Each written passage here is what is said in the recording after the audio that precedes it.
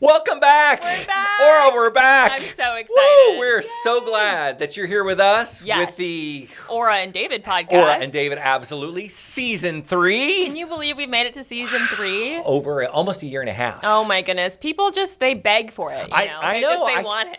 Hey, I want you to know you're kind of a big deal. I mean, not so much, but people are saying, where's Aura? What has she been doing? Where is she? Did you kick her out? And I'm like, heck no.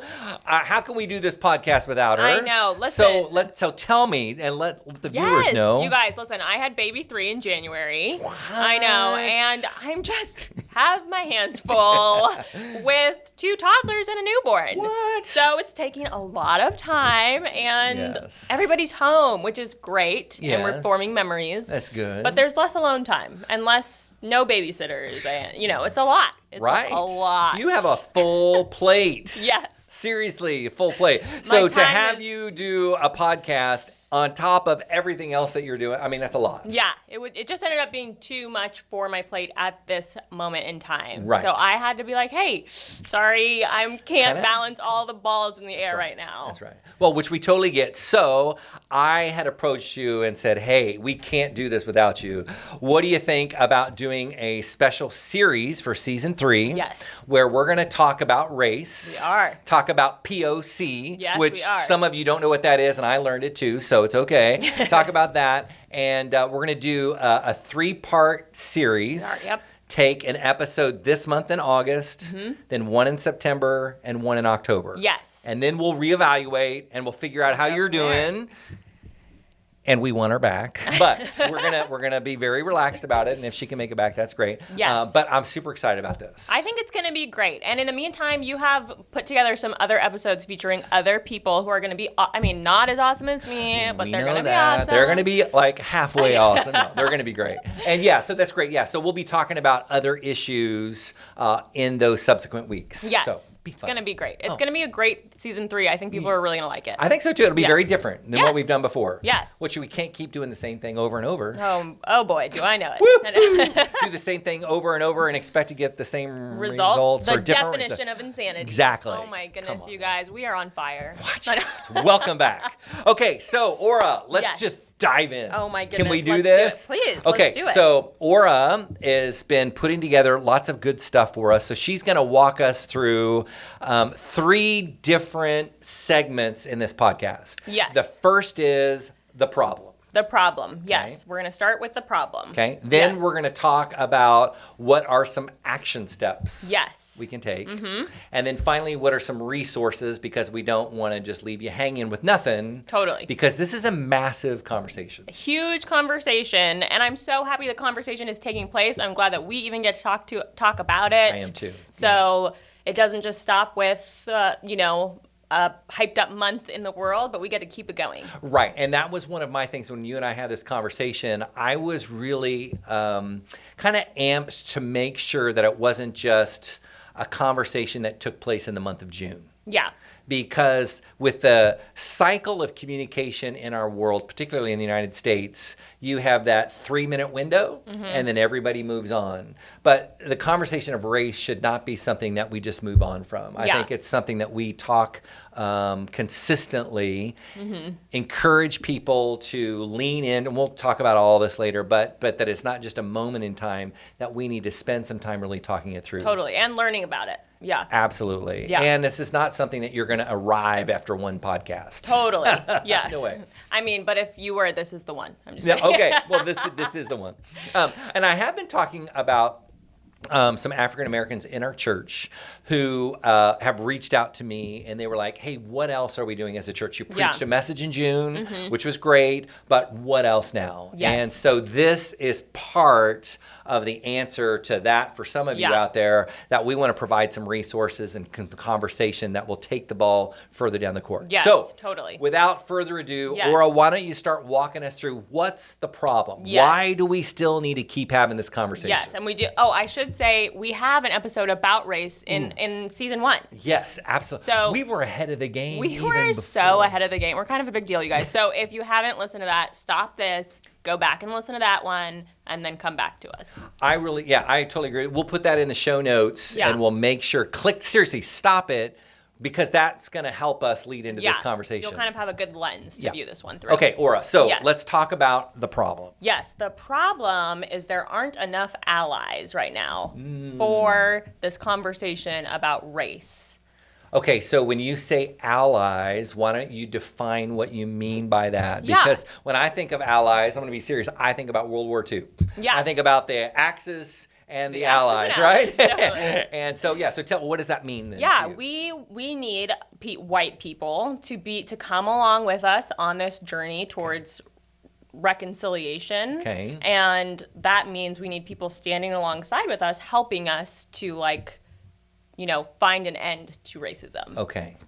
So tell us what an ally is. What does an ally do? Well, no, hold it. I'm getting ahead of myself. I'm sorry. That's my fault. I'm getting ahead of the curve. Continue to tell us about the problem then. So we need more allies. What's the problem then? So the problem is that in normal interactions with white people, for a person of color, a POC. Let's stop there for a second because I didn't know this term, a POC. Yes. And you might hear the term, or you might see the term BIPOC, which means Black, Indigenous, Person of Color. Oh, I've not heard that one It's the same, either. They're interchangeable, but it's a person of color, POC or BIPOC. But a POC could be a Hispanic. Yes. Could be Chinese. Could any be brown, any brown, person, any non-white. Non-white person. Yes, person of person color. of color. Okay, great. So really, I want to point out maybe some examples of that I've had in my own life of just being around white people and how they've not taken the opportunity to be an ally. What that looks like, so that people can see that in themselves and be like, oops. And then you can learn how to be an ally and how great that's going to be when we can be allies together and on this journey. Okay. So the first thing is that a lot of people are really nervous to have the conversation about racism. I'm just going to stop you right there. You know I stop you. I mean, we're in the middle of it. But that is probably the number one conversation that I've had with, I'll just say white people, is that they want to say something, but they're pretty darn fearful. They're so nervous. Nervous because they're afraid they're going to say the wrong thing. Yes. So tell us about this. So here's the first thing. Racism exists in the world. It is here right now because it is a sin. And it's just kind of of course, it's going to be awkward to talk about a sin. It would be awkward to be like, hey, how's your lust going? It's awkward to talk about a habitual sin. Yes, correct. So it's going to be awkward. But as Christians, we're supposed to be doing that. We're supposed to be having hard conversations, holding each other accountable, trying to get out of our sin patterns. So I think it's important, even if it's a hard conversation, that you need to have the conversation. And also I think you don't know everything. It was the worst when you acted like you knew everything. Nobody wants to hang out with anybody who knows everything. That's the worst. I don't know everything. I'm having this conversation. I don't know what I'm doing. I'm not trained in this. She's a big deal, but she doesn't know everything. Right. I'm not, I didn't study this in school. Right. So nobody knows what they're doing, first of all, so we can get that off the board. Yeah. Black people, we also don't know what we're doing. Right. It's just a conversation. Right. So when you're learning, it's totally normal to mess up and to be corrected. And it's just kind of your heart behind it. If you're in school and you're like, oh, I think the answer is 42, and your teacher's like, no, actually it was 45. You're like, oh boy. And then you just learn and do it better the next time. It's not a big deal. Right. So that's what I want to encourage people to do is that's fine. Just have the conversation. If you mess up and you get corrected, that's fine. That's not a big deal. That happens to me all the time. It's not a big deal. So you have to have the conversation.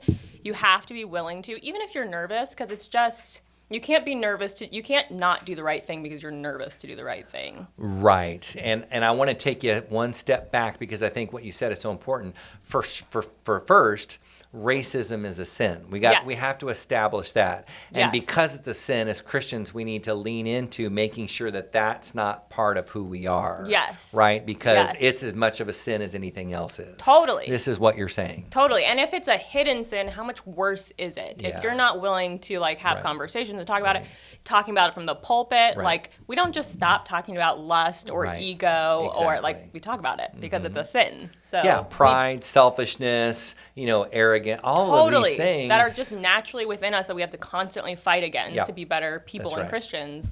so's racism. Like, Right. it's a sin, and it's in you. Right. And so with any of those sin issues, we work on those things. We ask the Totally. Holy Spirit to help us, to take off our blinders so that the things Totally. that maybe we don't even see ourselves, that we can have people speak into our lives to say, hey, you're not doing this right. Yeah. And that's okay. We're going to fall down and make mistakes is what you're Totally. saying. Totally. But get back up. Yeah, it's like really not a big deal. I think that people think that like you're going to say something and I'm going to be like, I can't believe you said that. I'm never speaking to you again. Right. But I don't think that that's the case. I think people Yeah. would be like, well, we don't love when you say it that way, you know, Right. or I don't love that or something. Right. I don't think you need to be as intimidated as you are going Right. into it. Yeah.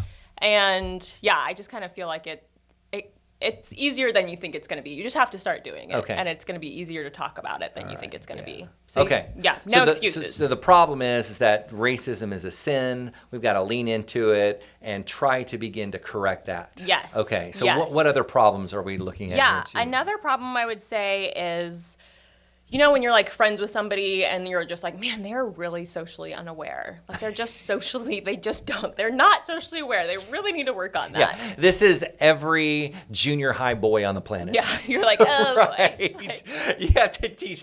My kids are in that age, right? They're so now they're going into high school, but they're yes. so much better than they Yes. were when they were 6th and 7th graders, right? They're way more socially aware. But oh my gosh, 6th or 7th grade, they did not have a clue. yes, it has to be taught to be like, Yes. okay, like, ooh, we don't do that. We don't talk about our armpits or something, you know, like whatever. You, like, Yes. Please use your manners. Thank you. Please. Yeah. All of these things are learned behaviors. yes, exactly. So I'm going to use a term called being racially aware. Okay. And that is same in a social construct. You need to be taught to be racially aware. Okay. And I'll give you a couple examples. Yeah, of this it. is great. So I could tell this story 1,000, a million times that it has happened to me at any family event, church event, school event. I could be in a room and Okay. everybody could be talking about a current event, a police shooting, police Okay. brutality. And they could all be talking to each other about a black person who was killed by a cop. But no one will ask me about it. Nobody will talk to me or my point of view or whatever. They'll all just be talking about it in the room. I will be the only black person in a room. Okay. And everybody will be talking about it. Okay. And no one is looking at you. Right. Or asking you Right. your opinion at all. Totally. And maybe subconsciously or not, they might be thinking, oh my gosh, we don't want to bring this up to her. Yes. Is that, so it could be going to step one. They're nervous to have the conversation. Right. Or they could be just so racially unaware that they're not even thinking like, oh, that's going to make her uncomfortable. Interesting. It could be either of those. So it makes you uncomfortable. I'm just trying to Yeah. make sure we dive down here. It makes you uncomfortable that they're having a conversation about race. Yes. They're all white. You're the only black person. And it's like they're talking about you, but Yes. not to you. But not to me. Right. Even though it's not about you particularly, but Right. it is about your race. Right.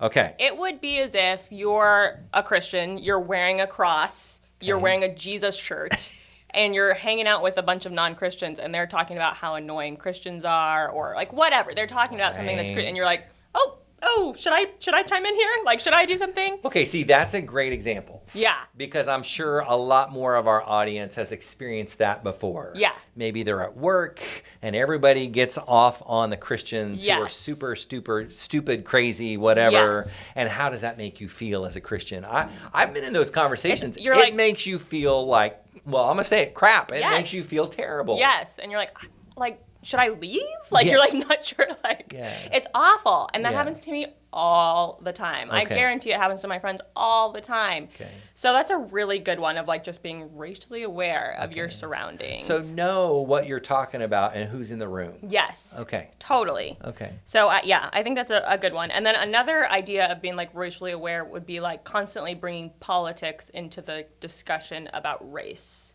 Okay. I think this happens a lot. Okay. Where somebody will say something like, I'm just going to give broad examples.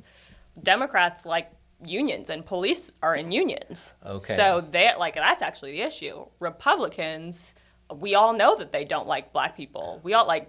That's how they vote.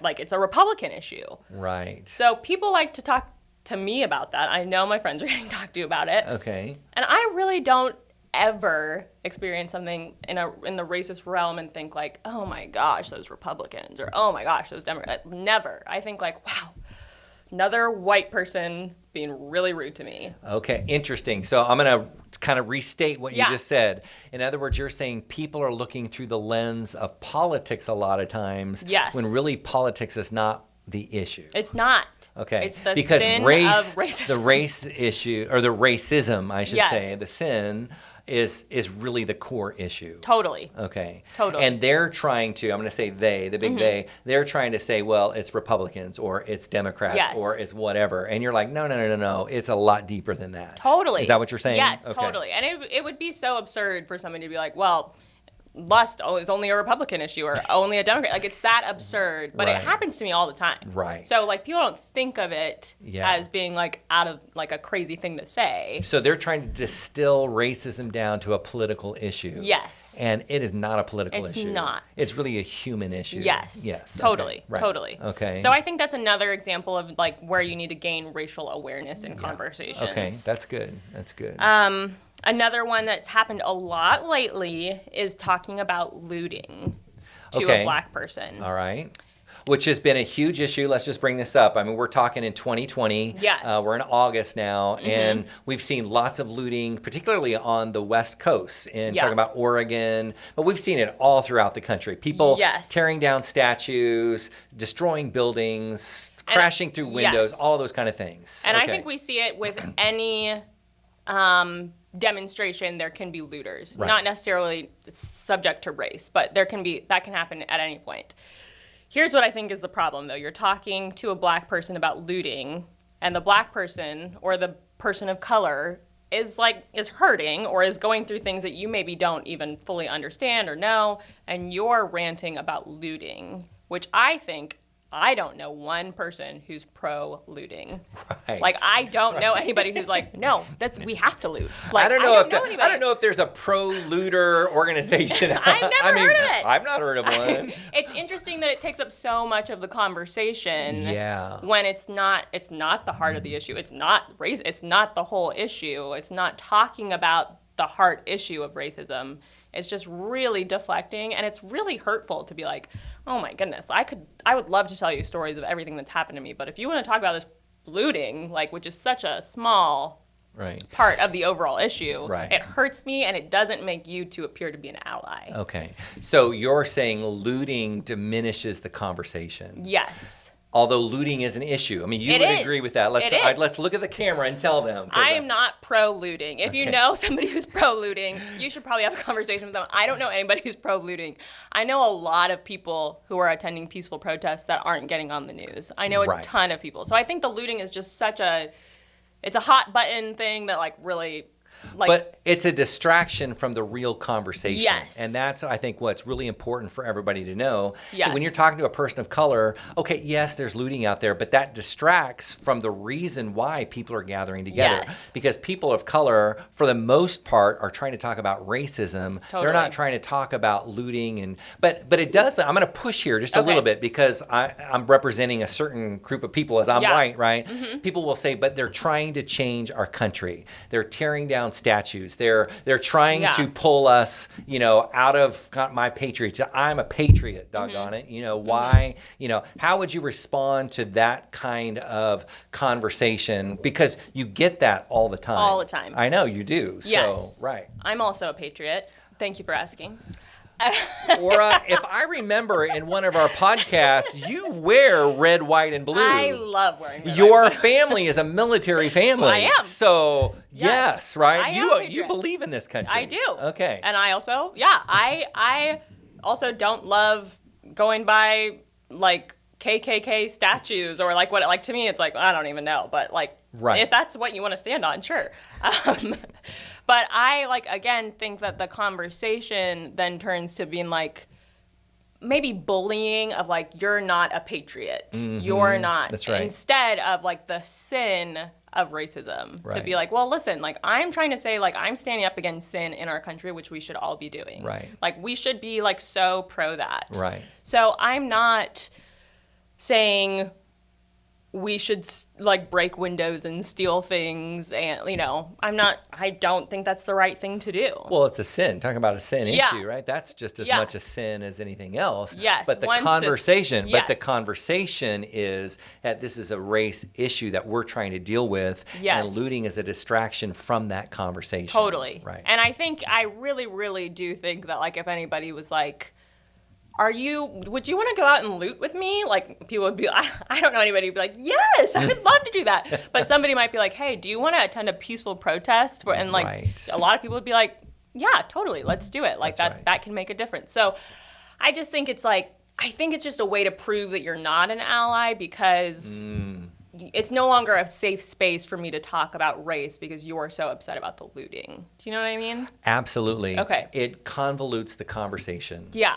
And it distracts us from really talking about the core issue that needs to be dealt with. Yeah. And so it's easy, I think, for someone to say, well, what about the statues? What about the looting? What about all those people that are trying to take over Oregon and they don't want the police and they want to defund the police and all this kind of stuff, instead of really tackling the problem? Totally. Right? I Yes. mean, that's what we're saying. Yeah. And yes, there's a wide range of people that are trying to, there's a small group of people that want to defund police, and there's groups of people that don't want the government in this kind. And that's not what we're talking about. Right. We're trying to keep the conversation on the issue of racism. Right. Right. Regardless of what everybody else is trying to do, that's not our intent in Right. these conversations. And especially when you're trying to be an ally, you want to learn how you can be an ally. So you really need to open the door in conversation to be like, hey, I'm here to learn. I would like to know what I should be doing. Right. Like, how can I help you? But if you're like really on a soapbox about looting, you're just not creating that conversation. Okay, so give us another example. Yeah. I think you had another example. Let me pull up another one. Yeah. Okay, so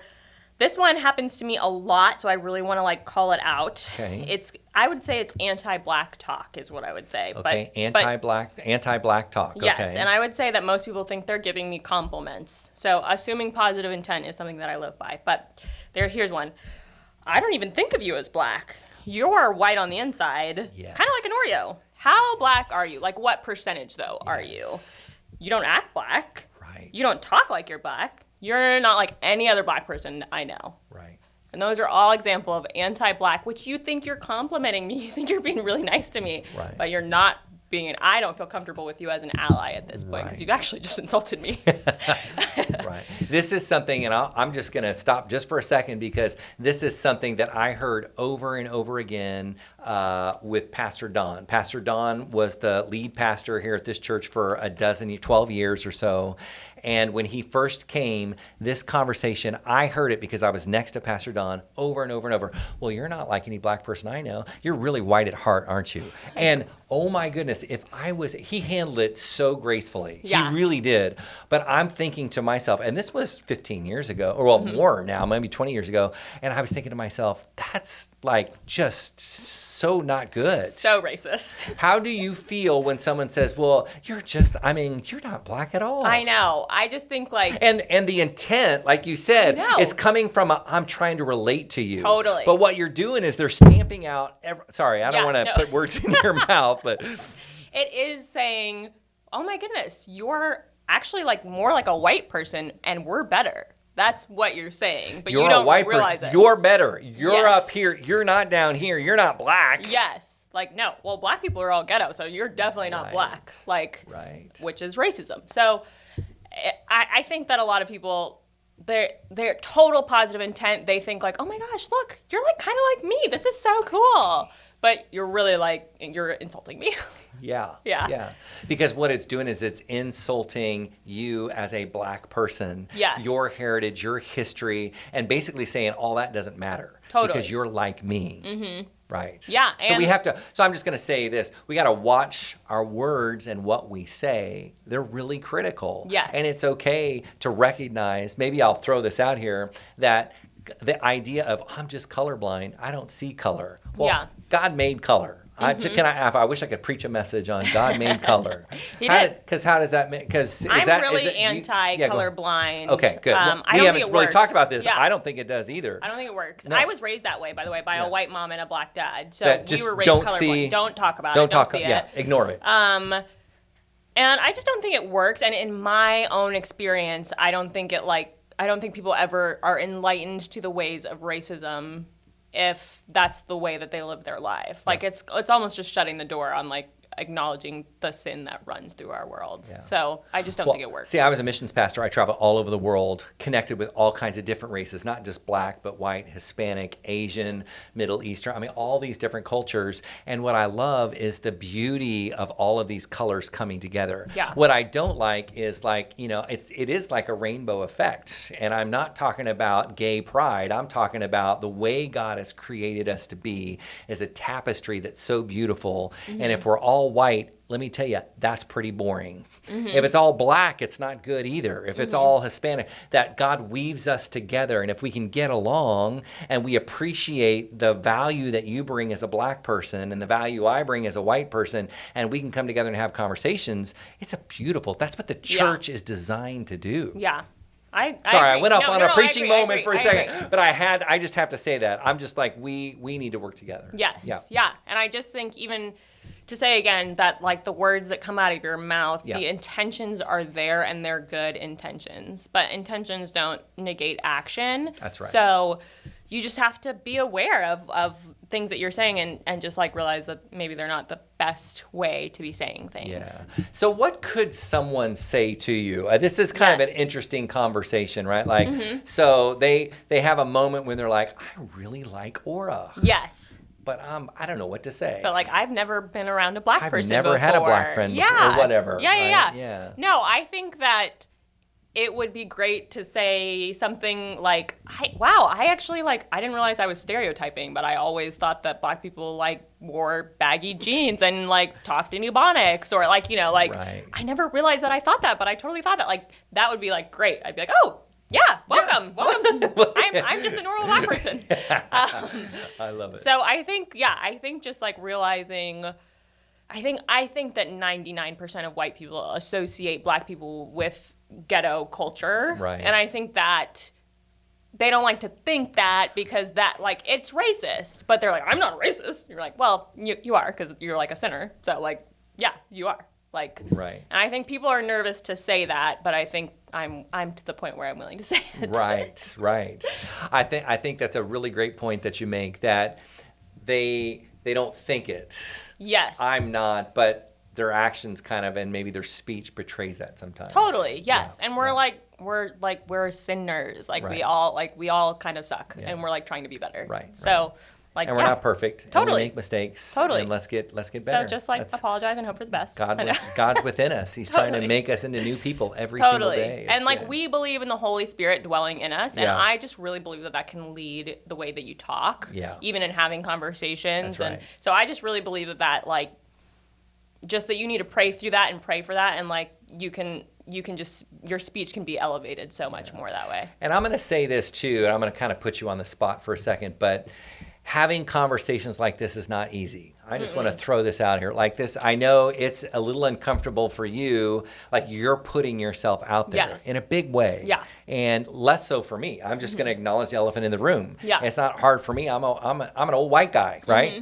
And so, but for you, you're putting yourself out there. Yeah, you guys, I hate this. Like when I do like that first race episode that we did, which when I look back, it's so tame. Right. Like I was dreading it. You were. And I was dreading today. Like I'm so anxious. I hate talking about this. Right. I just think it's so important, and they're good conversations to have, but I think that they're so heavy that it's hard. It's really hard to put yourself out there. That's right. In these ways, because the backlash can be great. Right. And this is where I was going to go with my comment, was that it's not like you're standing on a soapbox pointing the finger at everybody at the camera. I wanted to make that really clear. That's not your intent. Your intent is to let's sit down and have a conversation. Yes. And it's something that you and I both were like, we need to have this for the church and for those of you that are watching out there. Like, this is really important. But I just wanted you to know, like, this is not easy. This is a hard conversation. Yeah. And I'm just trying to bring you into Aura's world that, hey, this is hard. And I think if I could like really prove to everybody that racism is just, it's a sin that is in the world, I think that like almost people would let themselves off the hook of like thinking like I'm a racist and like what do I like, I'm not a racist. I think that if you just like realize that it's like it's a sin and we're all sinners. Yeah. I think that it it would help a lot of people to like put those two things together, to be like, well, I've totally struggled with lust, or I've totally struggled with ego, like I've totally struggled with pride, like I guess I need to pray about racism. Like, I just think it would just maybe help people to realize that it's a sin. Right. Yeah. Well, okay, so I think maybe you have one or two more Yeah. kind of problems, which I want to make sure we kind of work through. So Yes. give I us have some other. one last problem. You got one last problem. Okay. And this is again, this is a problem for being an ally. We're talking Yes. about how can we be an ally to people of color. Yes. So the problem is. So this would be, I have two more. I lied. I'm sorry. that's Okay. right. The response that you give when a current event happens. So I'm going to say police brutality, because that's the big one, quote, right now. Is that like somebody will be like, did you hear that black guy got shot? And your response might be, oh yeah, but I want to like hear all the facts first. Right. And that right there, just that one statement shut you down for every person of color around you of thinking that you're an ally. Yeah. Because it shows a lack of compassion. Can I tell you something? I'm going to be transparent. Yeah. Because before George Floyd, that's how I responded.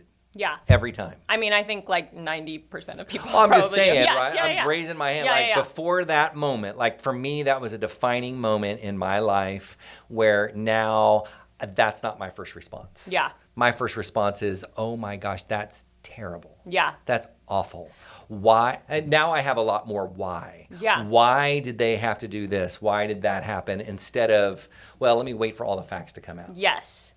And I think, like, as a Christian, I think that our compassion level should be so high. Right. That doesn't mean that it is, Yep. or that it comes naturally, but that's like the goal is Yep. to have a high compassion level. That's right. So I think just even in that statement, not only is it not showing you that you're an ally, but it's not showing that you're an awesome Christian. Right. Because I think that your awesome Christian response should immediately be compassion. Yeah. And in any scenario, like if I was like, oh my goodness, this happened, just the compassion is almost always the right answer for your response. Yeah, for sure. I was thinking about the African-American guy that was in the drive-thru in Atlanta. Yeah. And he got shot in the back. Mm-hmm. And I'll never forget, because that was the time after George Floyd. Right. When my response wasn't, well, I'm going to wait for all the facts. My first one. response was, oh my gosh, he was just killed. Yeah. He was killed. Yes. For it doesn't matter what he did. Yes. He got shot in the back. Yes. That's wrong. My empathy and my compassion was my first response. Yes. It was at that moment that I realized I had a shift in my thinking, Yes. which I think is good. Like Yes. before that, I was wrong. I think that's the proper response. I agree. And We still need to get the facts. I'm not saying, but my first I agree. response, right? We do, because agree. I wasn't there. I don't know that. I believe in like the system. Well, I don't believe in the system totally, but I believe that like we should have a judicial system. Things should come to, we should prove that somebody's guilty. Right. It's not that. It's like the sadness of a loss of a human life. Absolutely. Who is precious in God's sight. Yes. And created in his image. Yes. Yeah. And that's what I wanted to make sure that everybody knows. That's what we're talking about here. Yes. That he just lost his life. Yes, exactly. And so my heart goes, oh man. like that is so That's sad. It's tragic. Yes. Anyway, okay, so let's keep moving. So I think your response there, that's really important as a Christian, number one. Two, as an ally, that's really important. That's good. And the last one I have is All Lives Matter versus Black Lives Matter. Okay, this is a super hot topic, but I'm not going to lie to you, because people see the Black Lives Matter as being a political. I've heard this over and over and over. It's a political thing. It's awful. It's terrible. It's whatever. Yes. And so walk us through that, because it's so important, and I Yes. want everyone to hear what Aura has to say here. Okay. Do you remember when you were in school and you were learning about endangered species? Oh, huge. It just started when I was really? because I'm an older guy, right? I was in the 80s, right? So, but we were just coming to understand, oh my Yes. gosh, some of these animals are going extinct. They're not going to be around forever. Right, okay. So you're like, the bald eagle is an endangered species. It's our patriotic bird. Right. And it's like, it's being targeted in some way. Like, so we have got to do something about the bald eagle. Right. You didn't say, screw the bald eagle. I like all animals. You didn't say that because all birds matter. Yes, exactly. Because it would be absurd. So you said, Right. what can we do to take special care for the animals that are suffering right Yeah, now? What do we do? we have to do something or they're going to be extinct. Yes. So special action around this class of birds. Right. Okay. So similarly, that is Black Lives Matter. It's not saying, I think I'm better than everybody else around me.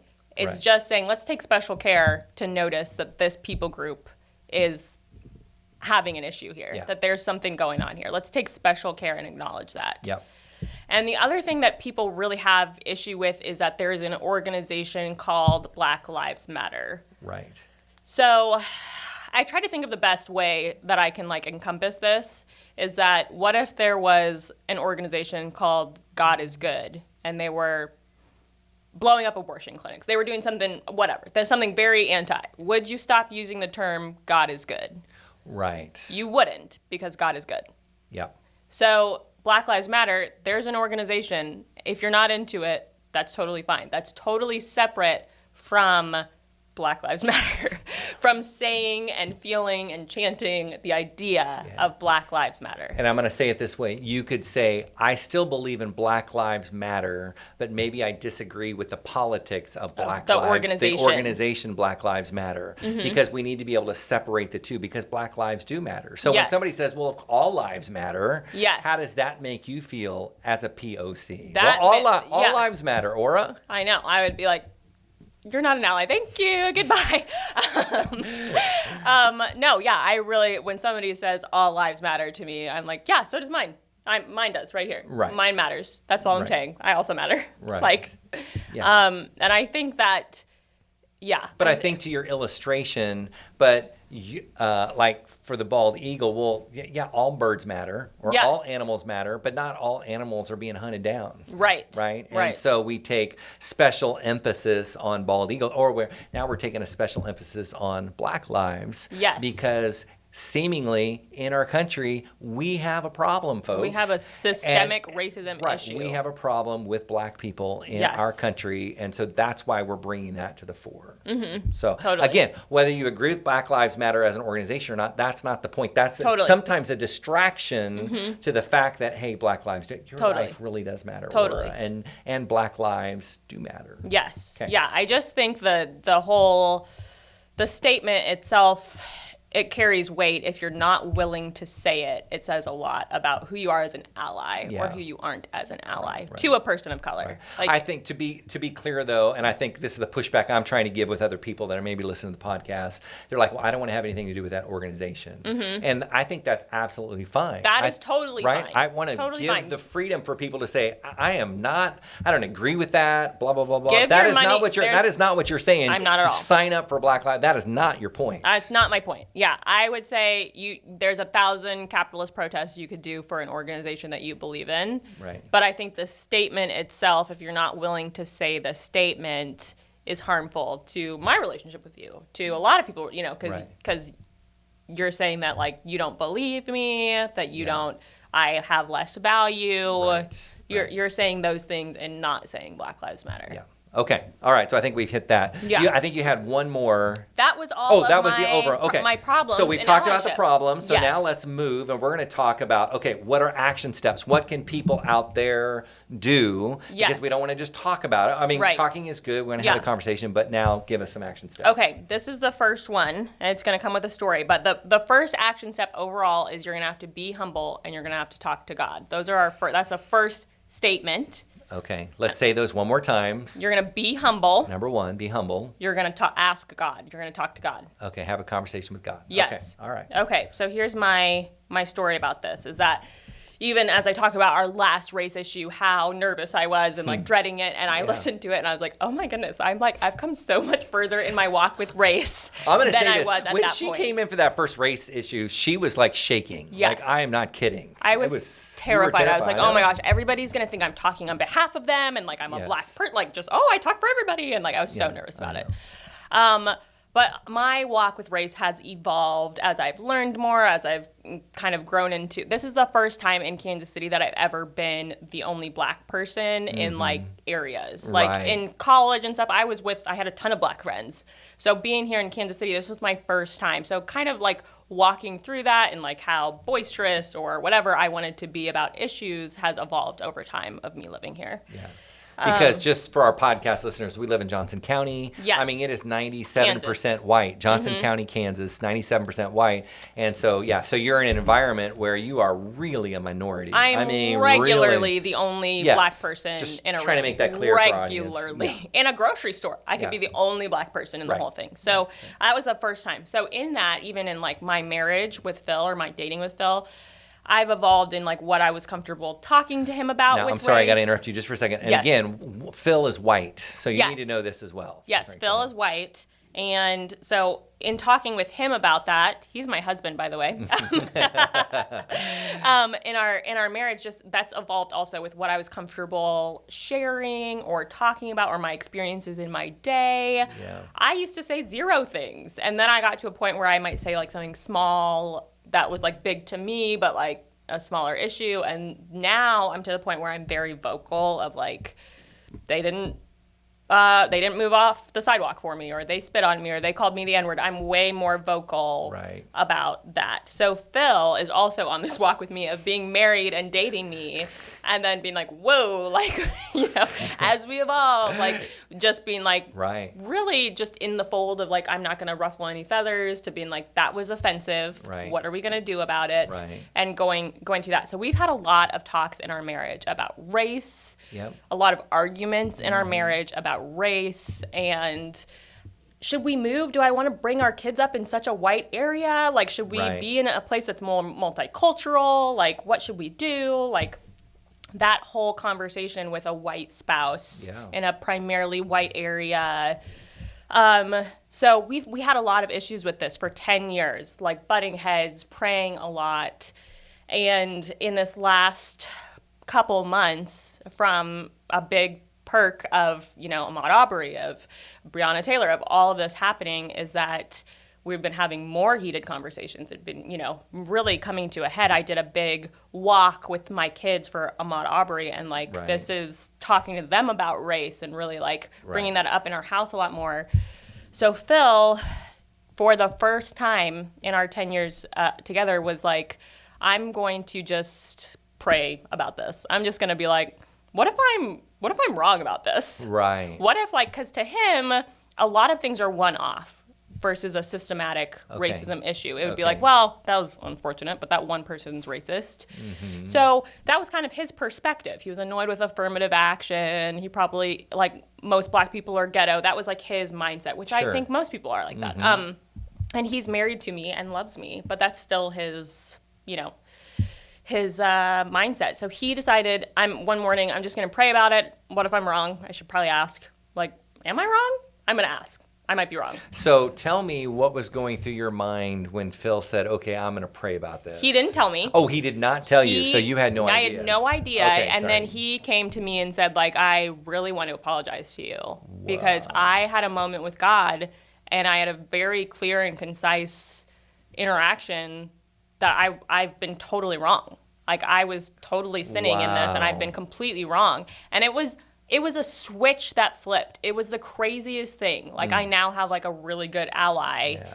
And it's been I don't want to put words in your mouth, but it was probably a God moment that he had. Oh my gosh. I say it was a miracle. I'm thank God. A miracle moment. Yes. Okay. Yeah. And for him too. I mean, not only is it better for our marriage, but it was really reaffirming to me that I could plant seeds all day long for Christianity, for walking with somebody, for showing somebody what I think is true. I could plant seeds left and right, and I do think that helped. Sure. But I am not responsible for a heart change. I just can't pull it off. Yeah. And in an instant, God changed his heart. Interesting. So what was the difference before and after? What tell me a little bit, walk me through that. Yeah, I think for him now, he's having to do a lot of the legwork of what it takes to be an ally and how hard it is to confront racism in casual conversation. Okay.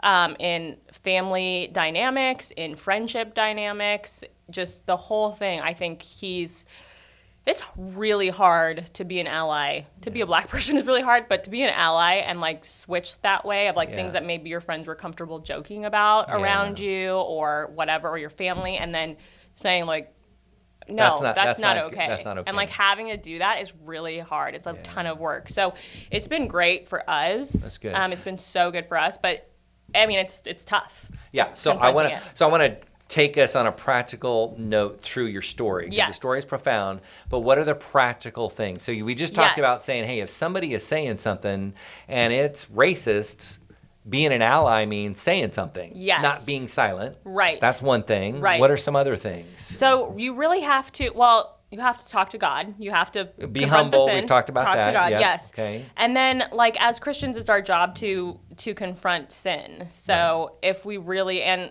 especially like habitual sin. Yeah. So I think if you're in a conversation, it's your job to call it out and say that wasn't a funny joke, or like that was like you shouldn't ask to touch her hair, or whatever. Like you should. Yeah. There's 1,000 small things that you could like pull somebody aside and be like, why are you making fun of that when they like all they were doing was like taking a stand for racial justice? Like, why is that? Why are we mocking? Should we be mocking that? Yeah. Like doing the whole thing. And it's hard and it's so uncomfortable and but it's necessary. Okay. So that's good. Saying something, that's important. What else do you got? So I think, just having an awareness of microaggressions and like saying something is really big. Okay. And then I think once your eyes are open and you're ready to be an ally, you really need to start using your resources to learn. Okay. All right. So now we've moved from kind of like, okay, here are some action steps about really your main takeaway from this is just say something. Just say something. Really? I mean, be humble, right? Asking Yes. God. So you're starting in the prayer closet, so to speak. Yes, which Let God you speak to cannot skip that step. No. You have to, and you have to really be humble. Otherwise, it's not going to work. You're going to be Right. like, oh, am I fine? Thanks. We're good. Okay. Right. Yeah, me and God, we're like super tight. You have to be like, hey, do I have hidden sin? Yeah. Do I need to change my heart? Yep. And then when you leave the prayer closet, you need to be ready for action. Right. Otherwise, it's not going to take. Okay, great. So, and that's just confronting very small things throughout, which you will notice 1,000% more right. as you go throughout the your day. blinders will be kind of taken Yes. off. Okay, great. And then it's really important that you start to like use your resources, because like Black people are super, super exhausted from educating everybody, which is fine. And that's like part of the course. But you have a ton of resources that you can use to educate yourself now of like what do I want to give to? What do I want to learn? What do I want to, like, Sure. the histories, and Right. that's really good, too, so that you can bring yourself to, like, a higher level of allyship. Okay, so we've talked about the problem, we've talked about some action steps, so now what are the resources? Tell us some of those things. Yeah, so... What are your top 3 or 4, or what do you got? Totally. Well, there's a movie that a lot of people have seen, Just Mercy, with Brian Stevenson. Yeah, let me stop there just for a second. I saw that movie at your recommendation. You wanted me to read the book, and, I didn't get to the book, but I did see the movie, and I'm going to say this, the movie is slow. You need to know that going into it, because I probably wouldn't have continued watching it had you not told me how good it was. And by the time it got to the end, I was like, wow, that was really powerful, but it was really slow. Yeah. But the message is really good. Yes. So I don't want people to miss it. Totally. Right, by going, 10 minutes in, this is really slow. But if you get through it, I think on the other end, you're going to go, wow, that was a powerful story. Yeah. So, it's like based off a memoir, so like those in general, you're like, oh man, this is a long book. So it's like that for a movie also. Yeah. Anyway, Just Mercy. Just we'll Mercy, put the link in the that's on description. there. And okay. what Phil and I watched this, we liked it even better than Just Mercy, but it is good to watch Just Mercy first probably, is he has a documentary, Brian Stevenson. See, I have not seen that. I probably should powerful. look at that. Yeah. It's really, okay. really good. So what, you know what that's called? It's We'll called put that in there too. Just Mercy, True Justice, Brian Stevenson's Fight for Equality. Okay. And This- I got it from the library. This guy is incredible. He's I mean, really, called he is by God for unbelievable. this. It's Yeah. unbelievable. Yeah, it's good. Yeah, he's very Okay. likable. I'll link something for there's some articles that I like from NPR Okay. that have been really good. But 13th is a movie on Netflix that you could watch. It's called 13th. I've not heard this. Like June 13th, is that what it's about, or what? No, that's Juneteenth. That's the 19th. Sorry, Yeah, my that's bad. okay. See, I'm learning still. But Okay. the 13th, like the 13th Amendment. Ah, the 13th Amendment. So okay. it's really good, and that's on Netflix, which I know a lot of people have. Yep. And then Slavery by Another Name is a really good book, and it's also like a PBS documentary. Okay. The book is biblical. It is not biblical. It's large. It is huge. Large like a Bible. Large Okay, like a yeah. Bible. Okay. So it might not be your cup of tea, but you could watch the movie too, and also you can get that at your library, or you can watch a lot of it on YouTube. Okay. And that's a really good one, Slavery by Another Name. And then a book that's like just been really inspiring for me and like helping me when I'm kind of just getting exhausted with the conversations, and it's giving me a lot of hope. It's called I Have a Dream, Writings and Speeches That Changed the World. And it's MLKJ, Martin Luther King Jr.'s MLKJ's speeches and writings. Yeah. And they're just really encouraging to read. You had mentioned when we had met, this goes back a while, how you started reading those, and those were just so impressive. Yeah. His speeches are amazing. They're really life-giving. You see a lot of parallels in the time periods, but it gives you a breath of fresh air that's really, really good. It's so good. Yeah. That's really good. So I'm going to say again, I want you to be humble and ask God. Right. Step really, one. really important. Step one. Then you're going to use your resources to learn. Right. And then the last thing I want you to do is I want you to ask God if you've offended a person of color. Okay. And if you have, I want you to literally ask them for forgiveness. Right. Which odds are you have offended a person of color. Right. Like if you're not aware of the things that are coming out of your mouth, it could be a small thing, but if it's brought to your mind, you should apologize, and it can create a great reconciliation and healing moment. So I really want to do that. And that takes some humility in and of itself. It does. And it's so funny. An apology is so easy and so simple, but it's so terrifying. It's so hard. Yes. It is hard. It is hard. But it could, just help so much. There's a scripture in James that says that we're to confess our sins one to another, and it's through that we have healing. Yeah. That when we confess, God brings healing in the midst of it. So this is an opportunity. And not even just healing for you, but for the other person. Oh, I mean, absolutely. Yeah. So for sure. I think it'd be just really good. I don't know. Well, Ora, okay, you put yourself out there, so I'm going to give you the last moments here of this podcast, which we've gone long on purpose. Yes. And just so you know, we don't care. We're going to go as long as we want, and hopefully you're still listening and gathering some stuff out of this. But Ora, obviously we're going to get together. We're going to do this 2 more times, and we're going to have some other different conversations as we continue this thought process of what does it mean to be an ally. What else? Is there anything else that maybe we haven't said today that you'd like our listeners to kind of know? Yeah, I really want you to know that racism is not it is, but it's not just putting on a white pointy hat. It's not being enrolled in the KKK. It's not lynching people. Racism is microaggressions. It's small things like you don't act black. It's small things that are a heart issue that need to be resolved. And that's why it's so important to ask if you're part of the problem, because you probably are not doing huge aggressive things in the name of racism. Probably. I mean, I doubt it. So it's so important. That's why it's so important to remember the very, very small things that you're contributing to. Yeah. It's just a small bee sting, but somebody who's getting stung by a bee 12 times a day, every week for their whole lives. It's hurtful, and it's super, super hard to talk about, and it's super hard to react appropriately to the tiny bee sting. Yeah. So just grace in the conversations and like holding yourself accountable to be better, which you can do. It's a sin, and we have God, and he changes hearts and minds all the time. That's good. That's good. I want to say something just pastorally real quick, and Ora doesn't know this, but if you find yourself offended by what we've talked about today, I'm going to challenge you. You probably have a problem. You may disagree with me, and that's okay. I'm your pastor, and sometimes I need to speak harsh truth, and sometimes it doesn't feel really good. But if you've got a problem with what we've talked about today, I would probably say, as a pastor, you've got some problems. You've got some issues. There's something in your heart that you need to deal with. So I want to challenge you, like Ora asked you to do, as I'm asking you to do, humble yourself. Ask God why it is that you might be offended with something that was said today. Seriously, ask God, why am I offended? And it might lead you in that moment of humility, if you can do it, God might lead you down a path that could bring healing in your life that you don't even know that you need.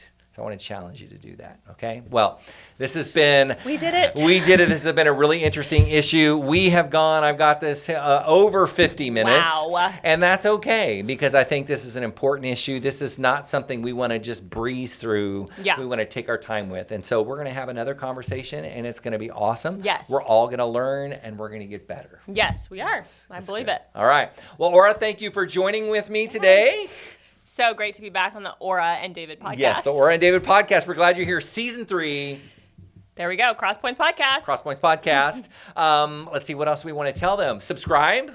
Smash the like button. Share this. Would you please share this podcast? Yes, and even leave a review, because the more reviews you leave, the higher ranked we are, so people can find us easier. Absolutely. Yeah. Okay. See you guys later. Bye.